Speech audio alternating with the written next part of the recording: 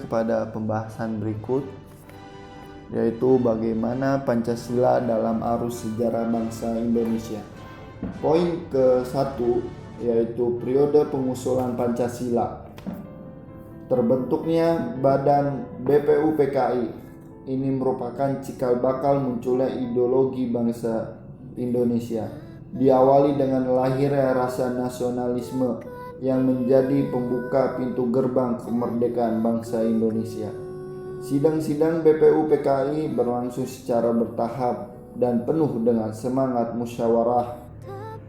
Dalam sidang pertama BPUPKI yang dilaksanakan pada tanggal 29 Mei sampai dengan 1 Juni 1945, BPUPKI dibentuk oleh pemerintah Jepang pada tanggal 29 April 1945 dengan jumlah anggota 60 orang yang diketuai oleh Dr. Rajiman Weddiodiningrat. BPUPKI dilantik oleh Letjen Kumakichi Harada, Panglima Tentara ke-16 Jepang di Jakarta. Dilantiknya pada tanggal 28 Mei 1945. Pokok pembicaraan BPUPKI yaitu dasar negara. Setelah menerima usulan nama Pancasila bagi dasar filsafat negara yang diusulkan oleh Soekarno dan kemudian dibentuk panitia kecil yang berjumlah 8 sampai dengan 9 orang. Lalu poin berikutnya, poin kedua yaitu periode perumusan Pancasila.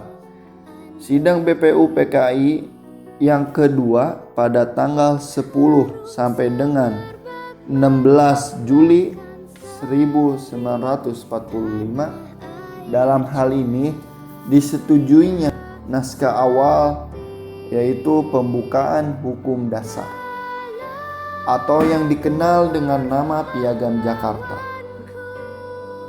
yaitu Piagam Jakarta yang isinya yang ke-1 dengan kewajiban menjalankan syariat Islam bagi pemeluk-pemeluknya. Yang kedua, kemanusiaan yang adil dan beradab. Ketiga, persatuan Indonesia. Keempat, kerakyatan yang dipimpin oleh hikmat, kebijaksanaan, dan pemusyawarat perwakilan. Kelima, keadilan sosial bagi seluruh rakyat Indonesia. Lalu dari awal yaitu dengan mengusul pembukaan hukum dasar lalu berubah menjadi Piagam Jakarta, lalu berubah kembali dengan nama pembukaan Undang-Undang Dasar 1945. Ini merupakan menjiwai atas Piagam Jakarta.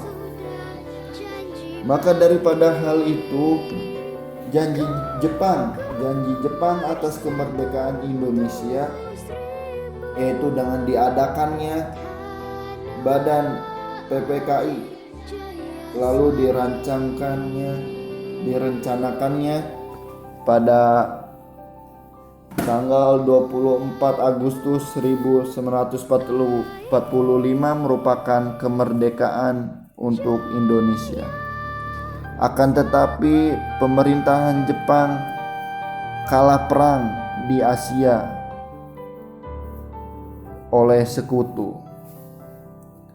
Lalu disiasatinya oleh tokoh pergerakan nasional dengan mempercepat rancangan kemerdekaan. Poin ketiga yaitu periode pengesahan Pancasila. Kita dengar sebelumnya yaitu dengan mempercepat rancangan kemerdekaan, yaitu kita bisa kenal dengan peristiwa Rengas Dengklok.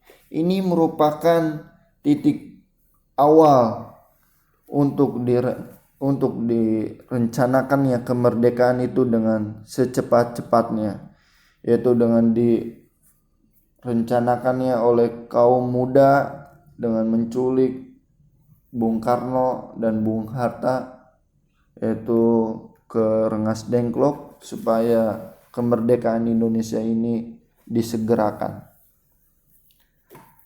Lalu pada tanggal 8 Agustus 1945, PPKI bersidang untuk menentukan dan menegaskan bahwa posisi bangsa Indonesia yaitu dengan merdeka, yang sebetul-betulnya merdeka. Maka mengesahkannya Undang-Undang Dasar 1945, yaitu dengan poin berikut, yaitu memilih presiden dan wakil presiden yang pertama. Kedua, membentuk KNIP dengan beranggotakannya yaitu para mantan anggota PPKI sebelumnya, lalu ditambahkannya tokoh-tokoh masyarakat dari banyak golongan, yaitu dengan diketuai oleh Mr. Kasman Singo Dimejo, dilantiknya pada tanggal 29 Agustus 1945. Poin kedua, yaitu menanya alasan yang diperlukannya Pancasila dalam kajian sejarah bangsa Indonesia. Pancasila sebagai identitas bangsa merupakan bahwa Pancasila sebagai identitas kultural yang dapat ditelusuri dari kehidupan agama yang berlaku dalam masyarakat Indonesia, yang mana begitu beragamnya dan akurnya dalam menjalankan keagamaan di Indonesia saat ini. Lalu Pancasila sebagai kepribadian bangsa Indonesia. Kepribadian itu merupakan mengacu pada sesuatu yang unik dan khas, karena tidak ada pribadi yang benar-benar sama.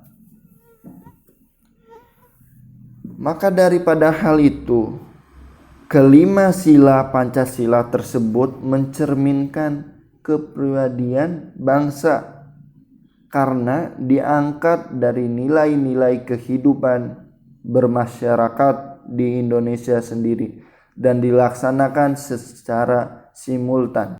Nilai-nilai spiritual, sistem perekonomian, politik, budaya merupakan contoh keunggulan yang berakal dari kepribadian masyarakat Indonesia itu sendiri.